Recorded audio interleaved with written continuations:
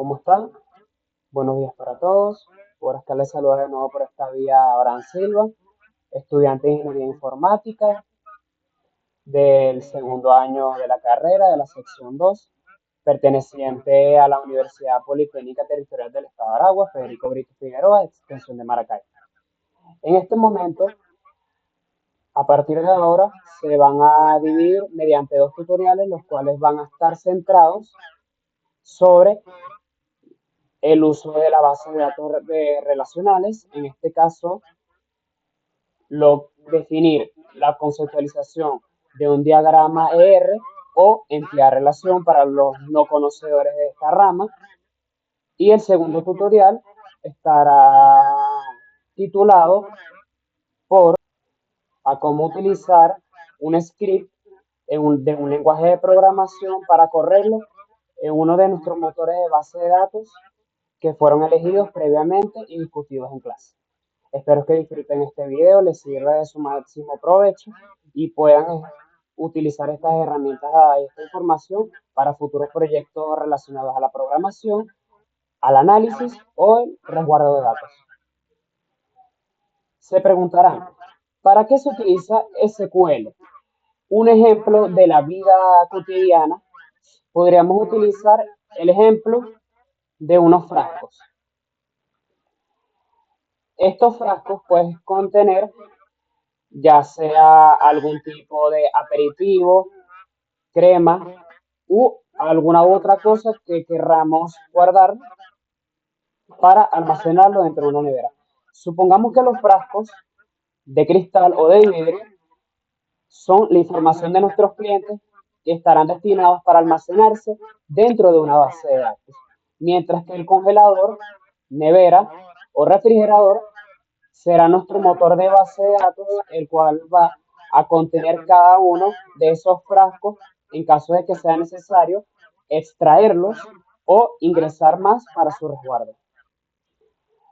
Para empezar, SQL es un lenguaje muy versátil porque te permite utilizar múltiples versionados en distintos lenguajes de programación. Se puede utilizar en Cloud Engineering, inteligencia artificial, Machine Learning, desarrollo web y también es muy utilizado en los proyectos de almacenamiento de datos, los cuales tengan que ver con información de Internet de las cosas, redes computarizadas, etc. Una de las características más importantes de este lenguaje es poder realizar muchas consultas.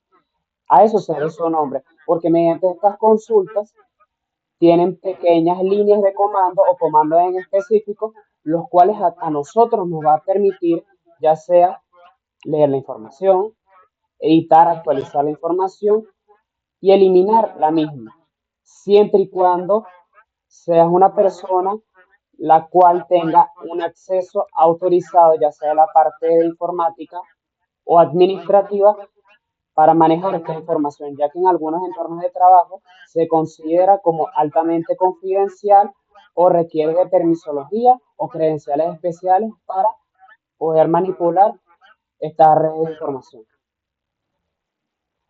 Uno de los componentes más principales del SQL son sus líneas de comando que lo caracteriza mediante una terminal, por supuesto, según el motor de base de datos que se vaya a utilizar para llevar a cabo el almacenamiento.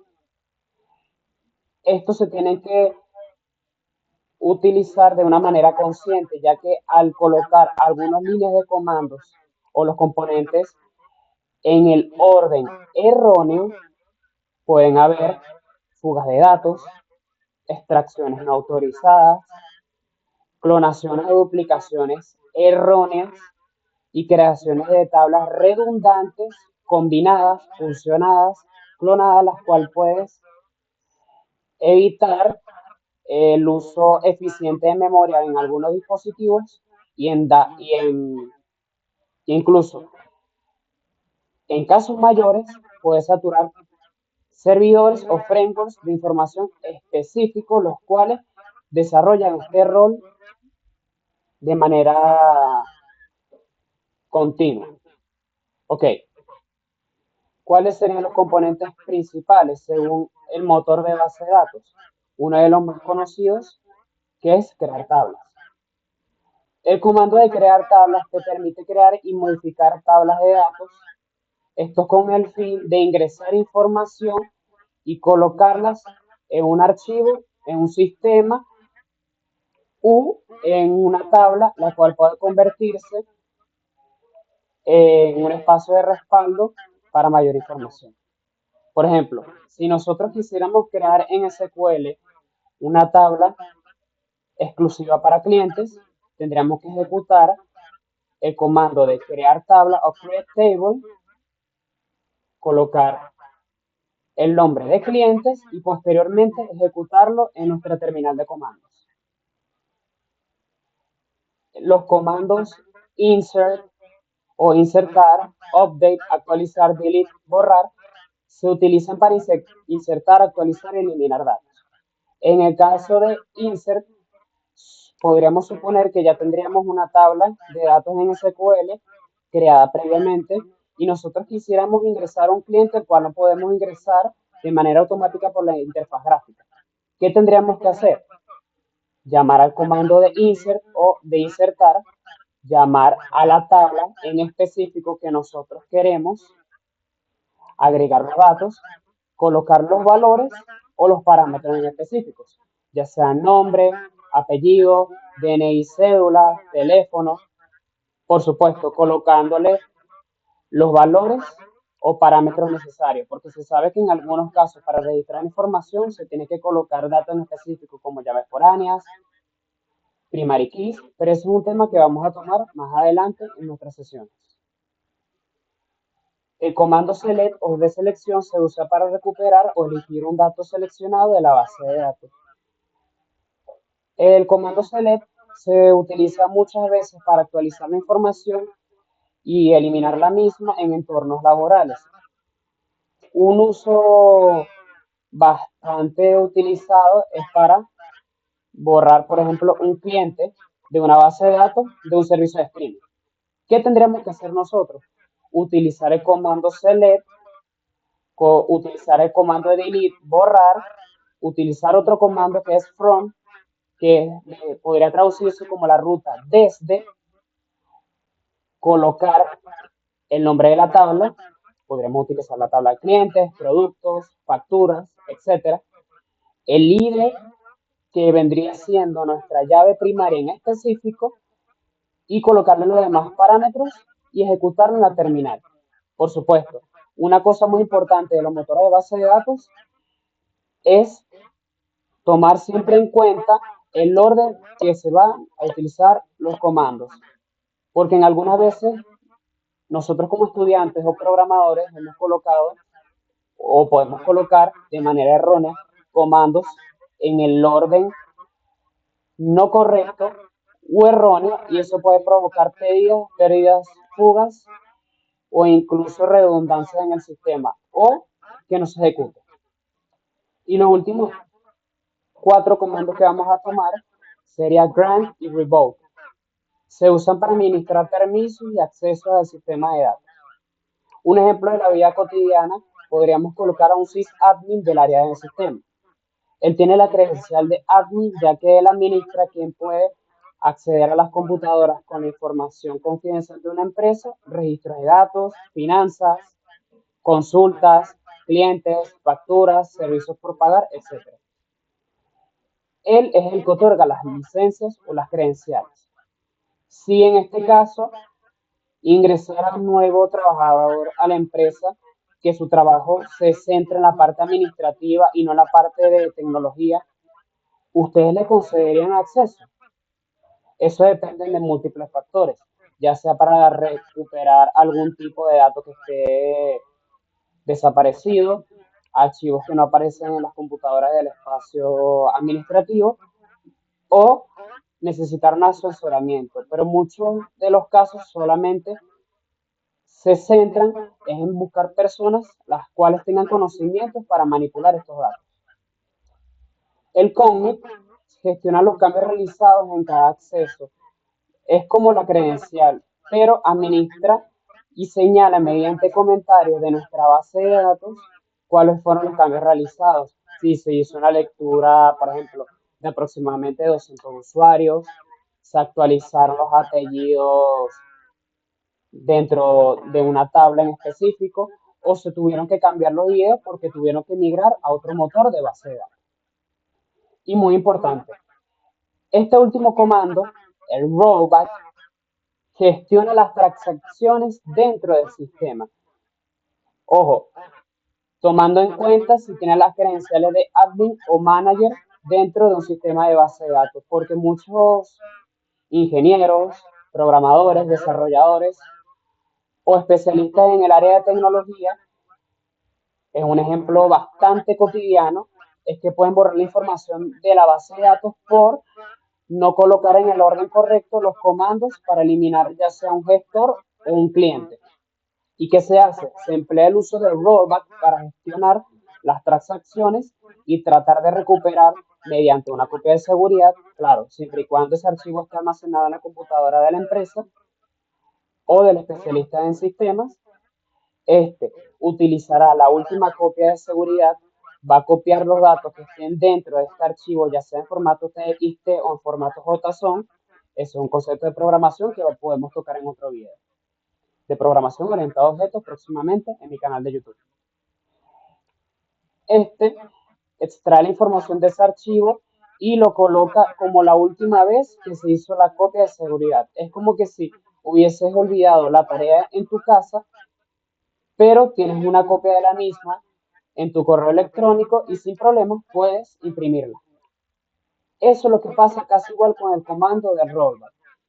Utiliza una copia de seguridad para gestionar las transacciones dentro del sistema, extrae, copia y pega la información según la última vez que se utilizó la base de datos antes de borrar todo su contenido. Una de las cosas más importantes del uso de SQL es esencial en el desarrollo de apps, análisis de datos, administración, información y su capacidad tan grande para manejar grandes volúmenes de datos y convertir cualquier unidad de almacenamiento en un sistema de datos escalables y multifacético. Antes de pasar a la diagramación ER o los diagramas ER, tenemos que conocer los conceptos de normalización. Y ustedes se preguntarán, ¿qué es la normalización? La normalización en SQL es una serie de normas o de reglamentos que consiste en dividir una base de datos compleja, bastante grande, y dividirlo y cortarlo en tablas pequeñas relacionadas entre sí. Es decir, que tenga un dato en específico que todos comparten. Puede ser una llave foránea, que ya lo vamos a mostrar en breve en nuestro diagrama ER hecho en SQLite, PostgreSQL y MySQL Workbench. Las normas formales en SQL son una de las reglas más importantes que se utilizan en la industria tech y de análisis de datos en la nube o de cómputo e información en Internet. La forma normal número 1 de SQL nos muestra la atomicidad y la clave. Esta regla nos explica que cada celda o cada columna debe contener un solo valor atómico. ¿Qué quiere decir esto? Debe tener un ID, que es un serial o una llave primaria o una primary key, un nombre en específico, un apellido, puede ser un DNI, una cédula, un número de contacto de nuestro cliente o un estado, puede ser dentro de un sistema estado activo, inactivo, desactivación de una cuenta, estado pendiente o procesos. Cada una de estas tablas necesita una llave primaria al inicio, porque esta nos va a ayudar a identificar y enumerar siempre y cuando está utilizando la información auto-increment o de incremento automático, lo cual enumera nuestros datos y se nos haría un poco más fácil identificar cuál, cuál es el número de serie según la columna en la que está resguardado. La segunda forma normal nos muestra la dependencia completa. La regla, si ya cumple con la forma normal 1 y todos los campos que no son clave deben depender de toda la clave primaria. En resumen, si la clave es compuesta por A o B, los datos no pueden depender solo de A.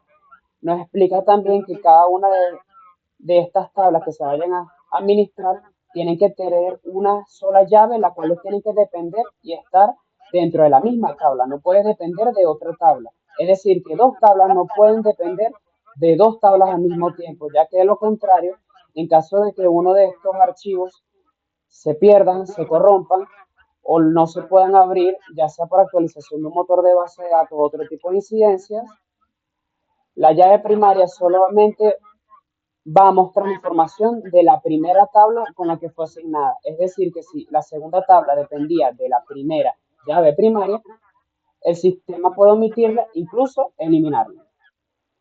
La tercera forma normal es la independencia transitiva.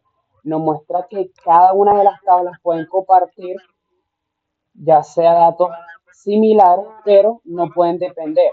Tienen que tener sus propias llaves foráneas y tienen que tener sus propias primary keys. Esto con el fin de que ambas no estén conectadas entre sí, sino que solamente se puedan comunicar y estas no dependen de cada uno de los seriales con la que fue asignada cada una de las tablas anteriores. Un ejemplo de normalización en acción puede ser lo que vamos a mostrar a continuación mediante un diagrama de entidad-relación. Un diagrama de entidad-relación muestra las entidades que son cada una de las columnas o celdas dentro de nuestra tabla de datos. Y mientras que la relación es el uso de llaves foráneas según el tipo de datos que fue asignado. Ok, en este diagrama entidad-relación que fue creado en MySQL, tenemos 4 tablas disponibles. Tenemos la tabla de clientes, factura, detalle factura y productos. Ok, en esta tabla, en esta tabla, en esta tabla de clientes, vamos a mostrarles un ejemplo de contenido de la misma. Seleccionamos clic derecho y seleccionamos la opción donde dice Edit cliente o editar tabla de clientes. Acá podemos apreciar que tenemos un ID o un serial con el tipo de datos asignado como int o integral. Y como tiene que, una de las reglas más estrictas de la normalización nos muestra que tiene que estar presente un serial o un ID. Ya lo asignamos como nuestra llave primaria o nuestra clave primaria. Y abajo de nuestras celdas tenemos los datos que estamos solicitando para los clientes, como el nombre, apellido, cédula y número de contacto o teléfono. Y el tipo de dato asignado es varchar, porque se almacenan un conjunto de caracteres enumerados. Del nombre al apellido asignamos un total de 100 caracteres en caso de que se tengan que agregar nombres que superen más de los 20 caracteres. Y para el número de contacto y la cédula, un total de 20 caracteres. Si nos vamos para la tabla de factura,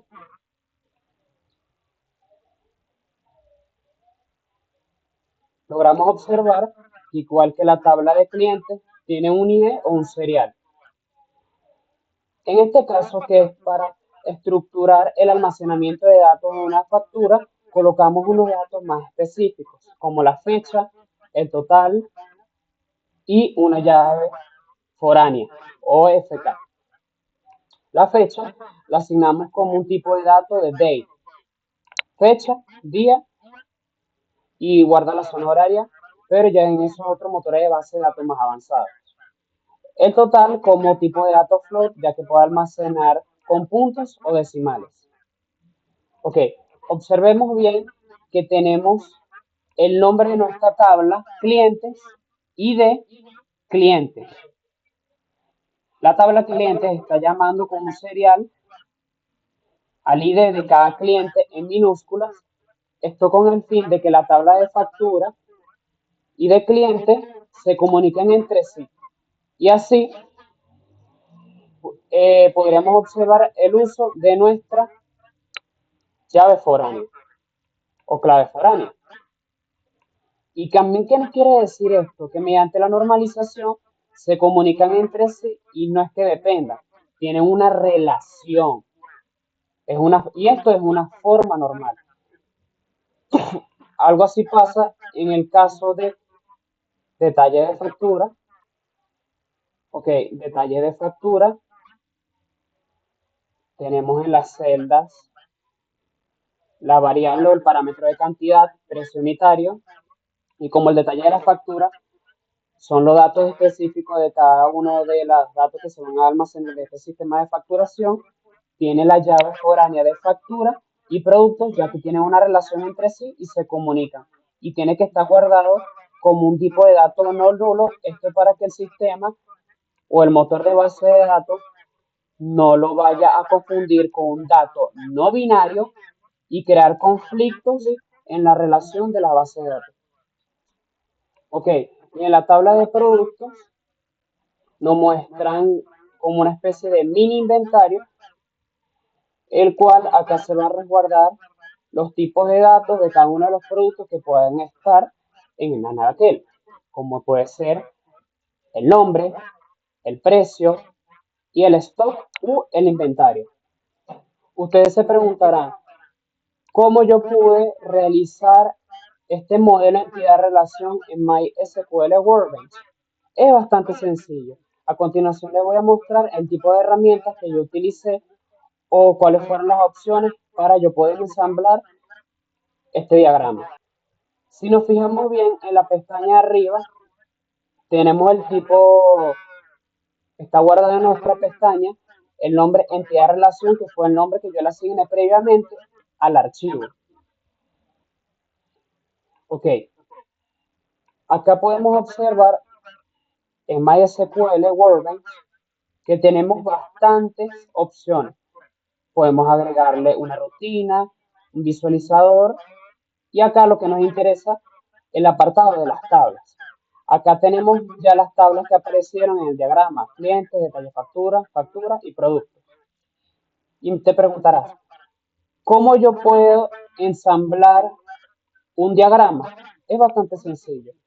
Le hacemos un clic izquierdo, después un clic derecho u un doble clic para abrir esta sección.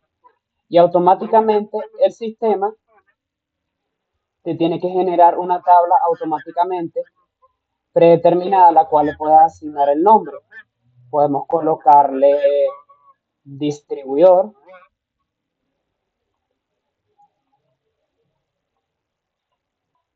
Ok, le coloqué distribuidora. Acá tenemos las columnas. Acá le podemos colocar el ID. En este caso, ya MySQL lo hizo de manera automática por mí. Colocamos guión bajo, el tipo de datos ya está asignado como integral de manera automática y seleccionamos la opción que dice TK, llave primaria.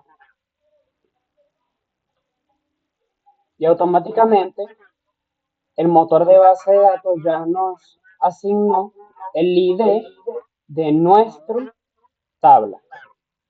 A continuación, muestra también el tipo de caracteres que les quieras colocar. Acá podemos colocarle el nombre de la distribuidora y demás tipos de datos. Ahora vamos a observar el mismo diagrama, pero en el editor de base de datos SQLite y PostgreSQL. Pero antes de finalizar con MySQL Workbench, quiero mostrar también cómo ensamblé el diagrama. Acá, en la parte de arriba, donde tenemos el apartado que dice esquemas físicos, le damos doble clic en la opción que dice agregar diagrama. Ahí vamos a agregar todo lo que son nuestras tablas, llaves foráneas, pero antes tienen que tener una regla entre sí, uno a uno. uno a muchos y de muchos a muchos, que son uno de los factores más utilizados en los gestores de base de datos. Ok, la regla de uno a uno se utiliza de un usuario a un administrador o de un administrador a un administrador. De uno a muchos. Un cliente, como se utilizó en este caso, un sistema de facturación, el ejemplo, un cliente puede tener muchas facturas con varios productos o con muchos productos. Puede ser el mismo día, en la misma fecha, en la misma semana y en el mismo mes. Es por eso que yo selecciono la opción de uno a muchos, porque un cliente puede tener acceso a múltiples elementos de nuestra base de datos.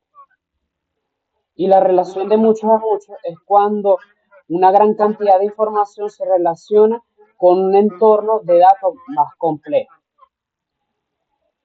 Y como yo utilicé para trazar la línea de este diagrama, yo seleccioné la opción de uno a muchos. Y me dice, tengo que colocar la tabla de clientes a factura. No. Primero seleccionas la opción de uno a muchos y vas a conectar la tabla de factura a clientes. Es decir, del punto B al punto A. Nunca del punto A al punto B. Porque ahí donde se estaría no cumpliendo la segunda regla de formalización o la segunda forma normal de normalización de SQL. Porque entonces la primera tabla estaría dependiendo de la segunda. Y las dos tienen que relacionarse entre sí. Así aplica en el caso de clientes a factura, de factura a los detalles de la factura. Acá se puede observar de manera mínima o pequeña las dos llaves foráneas y de detalles de factura a productos. Ok, ahora acabamos de saltar el motor de base de datos. En este momento nos encontramos en el gestor de base de datos de SQLite. Toma el mismo ejemplo del segundo gestor de base de datos, de MySQL a SQLite. Podemos observar que tenemos los mismos parámetros y características que MySQL, solo que aquí algunos de los tipos de datos se escriben en mayúsculas y no están en, en siglas o en acrónimos. Tenemos la tabla de clientes, detalles, facturas y productos.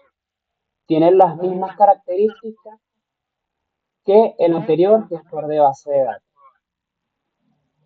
Y se preguntarán, ¿cómo creaste en este gestor de base de datos? Lo mismo, puede considerarse lo mismo que MySQL.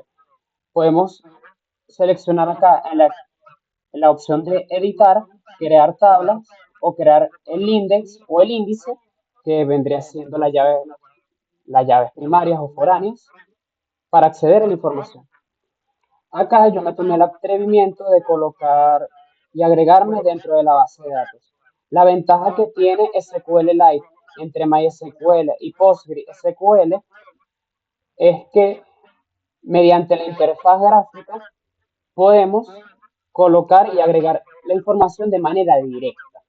No se hace como MySQL, podemos ejecutar algunos comandos, sí, pero ya se requiere otro tipo de configuración dentro del gestor y es un poco más engorroso para los usuarios, así que prefieren hacerlo mediante la interfaz gráfica.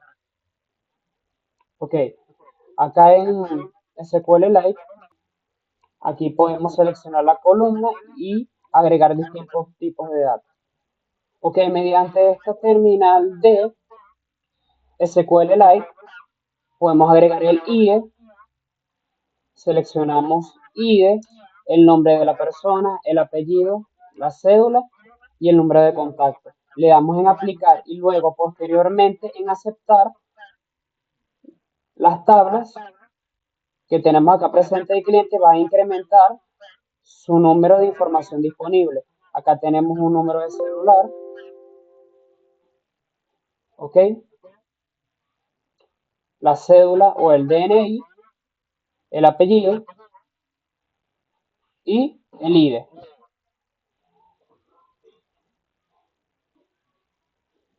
Ok, para el próximo video vamos a mostrar el uso de PostgreSQL, el diagrama entidad-relación, enseñar que es un diagrama lógico dentro de un gestor de base de datos y vamos a utilizar en tiempo real un lenguaje de programación, cómo conectarlo con PostgreSQL y hacer consultas en tiempo real. Ya será para una próxima oportunidad, estimados usuarios, que tengan un excelente día. Gracias, suscríbanse y nos veremos en la próxima edición.